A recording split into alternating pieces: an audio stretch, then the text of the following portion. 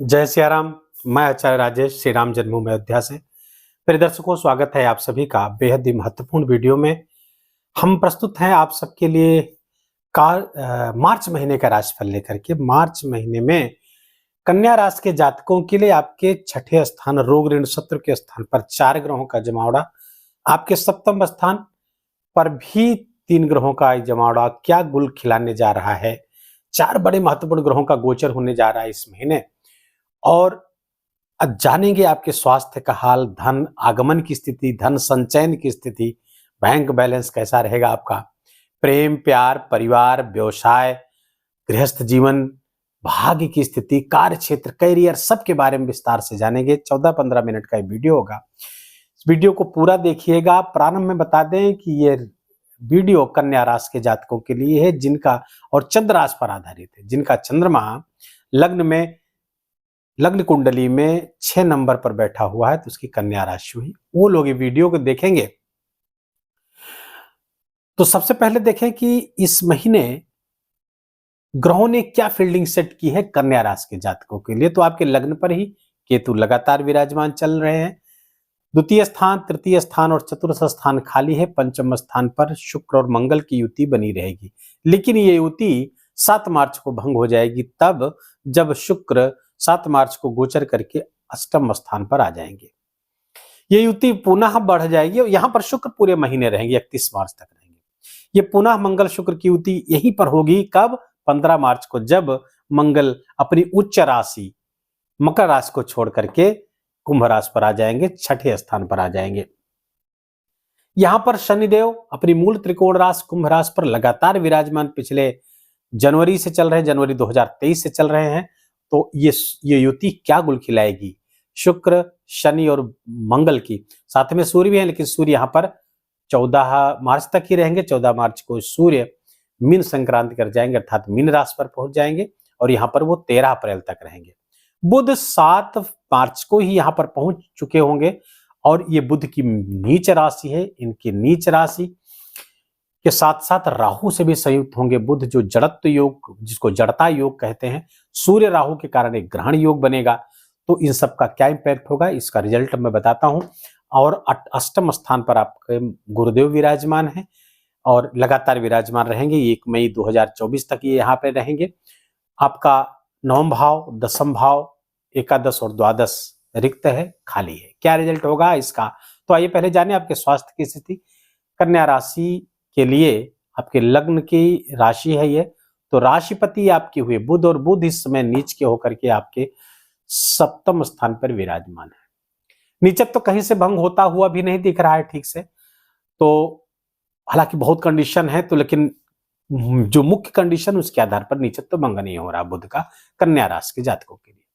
कुछ राशि के जातकों के लिए भंग भी हो रहा है, लेकिन कन्या राशि के लिए नहीं भंग हो रहा है। तो बुध यहां से जब जो लग्ने से आपके तन के स्थान के कारक हैं और बुध सप्तम बैठ, लेकिन यहां पर बैठ करके नीच के होकर के भी अपनी उच्च राशि को देखेंगे, तो फलता है आपके स्वास्थ्य के लिए कोई समस्या यहाँ पे क्रिएट नहीं कर रहे हैं। स्वास्थ्य आपका बेहतर रहेगा। हाँ, थोड़ी भ्रम की स्थिति रही, थोड़ी दुविधा की स्थिति ज्यादा पैदा करेंगे। क्या करें क्या न करें, इस अड़चन में आप लगातार पड़े रहेंगे 7 मार्च से 26 मार्च तक। ये थोड़ा सा 20 से 21 दिन का जो समय है, ये थोड़ा सा आपको बहुत संभाल कर चलना होगा, क्योंकि यहाँ पर बुद्धि भ्रमित रहेगी। आप समझ नहीं पाएंगे हमको क्या निर्णय लेना चाहिए, कैसा निर्णय लेना चाहिए, या निर्णय लेंगे तो उसमें सटीकता उतनी नहीं आएगी, उस मात्रा में परिणाम नहीं मिलेगा जिस मात्रा में परिणाम की आप अपेक्षा करते हैं। तो एक यहाँ पे रहेगा। स्वास्थ्य में कहीं कोई समस्या तो नहीं होती दिख रही है। मंगल यहाँ पर इसके पहले शनि यहाँ विराजमान है, तो स्वास्थ्य बिल्कुल सही किए हुए। मंगल भी आ जाएंगे तो रोग और ऋण शत्रुओं को समन करेंगे, रोग समाप्त होगा। रोग कोई चल रहा था तो वो भी समाप्त होगा। दूसरे कोई ऋण था, ऋण से मार्ग नहीं निकल रहा था, कैसे उससे निकले, ऋण लेकर के ऋण आपको खर्च करना पड़ रहा था, तो मंगल देव आ रहे हैं 15 मार्च से, 38-39 दिन तक रहेंगे। यहाँ पर 23 अप्रैल तक रहेंगे, तो बिल्कुल आपके ऋण को समाप्त करेंगे, या ऋण से निकलने का, आपके लोन आदि से निकलने का मार्ग प्राप्त हो जाएगा। अगर आप लोन लेना चाहते थे, फाइल कहीं अटकी थी बैंक में, तो लोन भी सैंक्शन करवाएंगे। ये मंगलदेव आपके लिए ऋण की भी व्यवस्था करेंगे। खासकर यदि अपने व्यापार के लिए, अपने भूमि आदि खरीदना चाह रहे थे, उसके लिए भी ये ऋण आपको मिलता हुआ दिख रहा है। तो स्वास्थ्य में कहीं कोई प्रॉब्लम नहीं है, स्वास्थ्य सही कर रहे हैं। गुरु की उपस्थिति है, थोड़ा खान पान में आप खान पान के कारण कुछ समस्याएं आपको पैदा हो सकती हैं। पेट में बाइल सिंड्रोम आपको हो सकता है, क्योंकि सूर्य भी यहाँ पर आएंगे 14 मार्च से। लग्न को देखेंगे तो थोड़ा सा हाइपर एसिडिटी की संभावना आपको हो सकती है। बस इतना सा ध्यान रखने की आवश्यकता है, क्योंकि गुरु की दृष्टि यहाँ पर पड़ रही है आपके खान पान आहार विहार पे, तो हो सकता है कि खान पान में उतना संयम ना बरत पाए, जिसके कारण से आपको हाइपर एसिडिटी इस महीने हो सकती है। बाकी और कोई खास समस्या होती हुई नहीं दिख रही। आइए अब बात करते हैं धन की स्थिति। धन स्थान के कारक आपके हुए शुक्रदेव। शुक्र जब तक पंचम 7 मार्च तक थे तो शुक्र धन की स्थिति तो अच्छी बनाकर रखे थे, और ये आपके त्रिकोण के स्वामी भी हैं, नवम भाव के, तो आपके पंचम बैठे रहे, तो ये तो बड़ा अच्छा राजयोग बनाकर चल रहे थे। लेकिन यहाँ के बाद जब शुक्र यहाँ गोचर करेंगे तो भाग्यभंग योग बना देंगे और धनभंग योग बना करके यहाँ गोचर करेंगे। लेकिन अच्छी बात है कि यहाँ शनि के साथ संयुक्त होंगे, मित्र के घर पे बैठेंगे, तो कहीं कोई प्रॉब्लम नहीं है। हाँ, तो थोड़ा सा यहाँ पर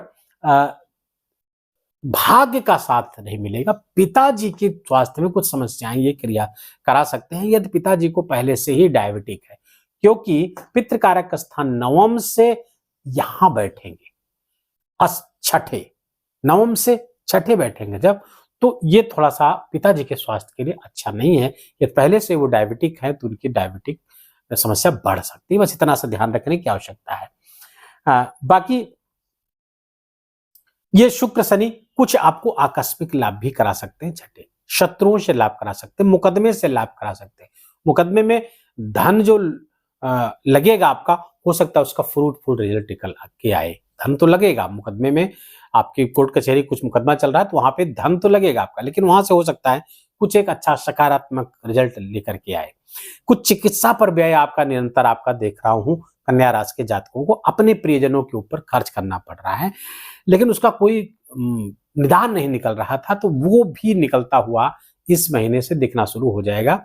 उनका दवाइयां उन पर असर करने लगेंगी और ठीक शीघ्र ही स्वस्थ हो जाएंगे। और चिकित्सा पर जो व्यय आपका हो रहा था, खर्चे हो रहे थे, उस पर तगड़ा अंकुश भी लगेगा आपको। सूर्य की दृष्टि यहाँ पर 14 अप्रैल आपके अपने ही भाव पर पड़ रही थी, तो एक राजयोग बना करके बैठे हुए हैं यहाँ पर सूर्य, और 14 तक रहेंगे तो ये अच्छा है। विदेश से भी लाभ ऐसे दिलाते हैं, फॉरेन से जुड़ करके अपने जन्म स्थान से दूर से जाकर के धन लाभ की स्थिति कराते हैं, कार्य क्षेत्र में वहां पर उन्नति देते हैं, या आप घर से दूर रह के काम करते हैं। सूर्य यहां से जब गोचर करके आगे चले जाएंगे तो ये चीजें थोड़ी रुक जाएंगी। खर्चे भी इसी कारण थोड़ा सा बढ़े हुए थे, तो उस पर भी खर्चों में नियंत्रण आएगा। धन की स्थिति हो गई। शिक्षा संतान की स्थिति देखें तो संतान कारक शनि यहाँ बैठे हुए हैं, ये तो अपने ही घर पे बैठे, अपने घर के कारक होकर यहाँ बैठे हुए। थोड़ा सा एक्सपेक्टेशन संतान से हो सकता है आपकी पूरी ना हो, आप जैसी अपेक्षा करते हैं वो उस अपेक्षाओं पे वो खरी ना उतरे। लेकिन संतान संबंधी कोई चिंता नहीं होनी चाहिए आपको। हो सकता है कुछ अनजाना भय आपके अंदर व्याप्त हो संतान को लेकर के। फिलहाल ग्रहों की स्थिति ऐसी दिख रही कि आपको कोई चिंता करने की आवश्यकता नहीं है, संतान अच्छी करेगी आपकी। यदि आप स्वयं विद्यार्थी हैं तो आपके प्रतियोगी परीक्षाओं में विजय का योग चल रहा है। आपको अपना परिश्रम 2 गुना कर देना चाहिए। मार्च में अच्छे परिणाम आने की संभावना बहुत प्रबल है।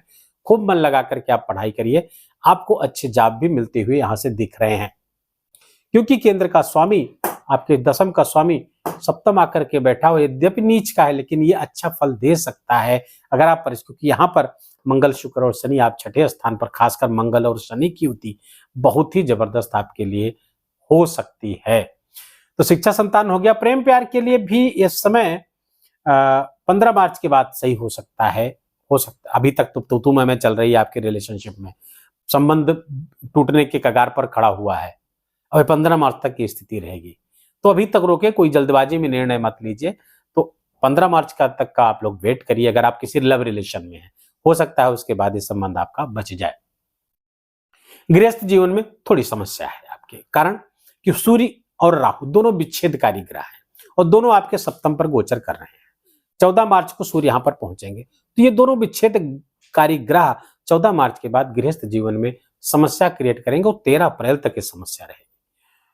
तो अपने अहंकार को कम करें, ईगो को कम करें, आपस में आपसी समझ बढ़ाएं, जीवन साथी के साथ समझ बढ़ाएं, उससे ही आपको लाभ होगा। अन्यथा अहंकार की मात्रा में मेरा ही क्या, जब यहाँ सूर्य पहुंचता है, राहु भी संयुक्त होता है, तो ऐसा व्यक्ति अहंकारवादी हो जाता है और जैसा मैं कहूं वैसा ही सब कुछ होना चाहिए।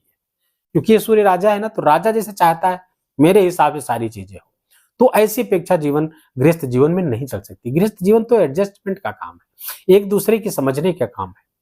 एक दूसरे को जो समझ लेंगे, बेहतर तरीके से मैनेज कर लेंगे, तो गृहस्थ जीवन अच्छा हो जाता है। अन्यथा अगर केवल अपनी ही चलाते हैं तो वहां पर फिर विच्छेद की संभावना बढ़ जाती है। और यह समय आपके लिए कठिन दौर हो सकता है, उनके लिए खासकर जिनके पहले से गृहस्थ जीवन में कुछ समस्या चल रही है। तो ये युति सूर्य और राहु की गृहस्थ जीवन में समस्या पैदा आपके कर सकती है। कहीं से किसी शुभ ग्रह की दृष्टि भी नहीं पड़ रही है, इसलिए समस्या बार बार मैं इस पे फोकस करूंगा। गृहस्थ जीवन आपका बुरी तरीके 14 मार्च के बाद पीड़ित दिख रहा है। आपका पार्टनरशिप में कोई बिजनेस व्यवसाय है, वहां पे भी समस्या है। कारण केवल आपका अहंकार, केवल आपका ईगो, केवल आपका क्रोध। इन पर नियंत्रण रखेंगे, महीना अच्छा होगा, नो डाउट। इन पर नियंत्रण कर ले जाए, इसके लिए क्या करें? सूर्य भगवान को अर्घ दीजिए, गायत्री मंत्र का जप करिए, सूर्य भगवान का अपने मस्तक पर, हृदय पर ध्यान करें, आदित्य हृदय स्तोत्र का पाठ करें। सूर्य की सुविधा आते ही आपके इन चीजों में काफी कमी आएगी, अहंकार में, ईगो में, क्रोध में, सब में कमी आएगी। अच्छा, बुध का उपाय क्या करें? बुध और राहु का जो जड़ता योग है, इससे निकालने का एकमात्र उपाय है और सर्वोत्तम उपाय आपको बता देता हूं।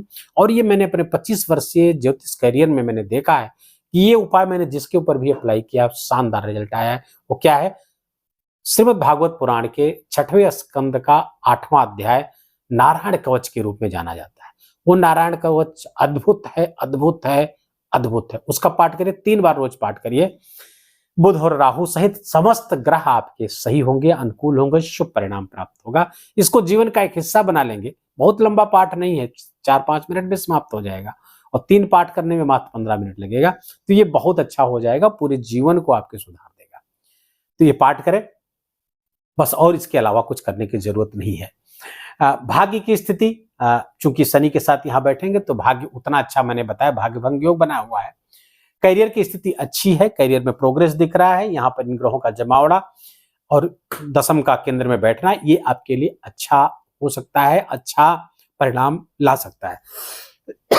राशिफल देखने का एक यही बड़ा लाभ है कि आप इन ग्रहों की आधार पर, ग्रहों की स्थितियों के आधार पर अपना प्लान कर सकते हैं। कैसे हम इस महीने क्या क्या सावधानियां बरत सकते हैं, क्या क्या हमको कैसे करना है। तो ये इसका लाभ है, उस लाभ को आप उठाइए। लगभग पूरा वीडियो मैंने सब विषय को लगभग छू लिया है, कोई विषय आपका छूट नहीं रहा है। व्रतों और त्योहारों की बात कर ले तो व्रत 3 व्रत बहुत महत्वपूर्ण इस महीने। एक तो विजया एकादशी 6 मार्च को है, आमलकी एकादशी 20 मार्च को है, और एक बहुत ही प्यारा पर्व आ रहा है महाशिवरात्रि का 8 मार्च को। भगवान भूत भावन भोलेनाथ की उपासना का सबसे बड़ा पर्व है। इस दिन व्रत करिए, रुद्राभिषेक करिए, रुद्र सूक्त का पाठ करिए। रुद्र सूक्त का पाठ न कर सके तो उसको यूट्यूब पर श्रवण करिए और पूरा दिन शिव भक्ति में आप लगा दीजिए। फिर देखिए कितना आनंददायक ये वर्ष आपका बीतेगा। आपके पापों का क्षय और पुण्य के अभिवर्धन के लिए इससे बेहतर क्या ही हो सकता है। तो महाशिवरात्रि प्रताप करिए। 25-26 मार्च को होली है, तो होली की आप लोगों को अग्रिम शुभकामनाएं, मंगल कामनाएं, ये कि ये रंग भरी होली आपके बाहरी शरीर को ही न रंगे, आपके हृदय को भी रंगे, आपके दिल को भी, मन को भी रंग दे, और ये सतरंगी छटा आपके पूरे जीवन पर हावी रहे। इसी मंगल कामनाओं के साथ वीडियो को यही विराम देते हैं। वीडियो कैसा लगा, इंफॉर्मेटिव लगा हो, ये 15 मिनट खर्च करना आपका इस वीडियो पर सार्थक लगा हो, इस वीडियो को लाइक करिए, कमेंट में बड़े प्रेम से जय सिया राम लिखिए, अपनों के साथ इसको शेयर करिए। चैनल पर नए हैं तो इसको सब्सक्राइब कर लीजिए, बेल आइकन की घंटी दबा लीजिए। अपना ख्याल रखिए, अपनों का ख्याल रखिए, माता पिता की खूब सेवा करिए, खूब उनका आशीर्वाद लीजिए। इन्हीं मंगल कामनाओं के साथ जय सिया राम।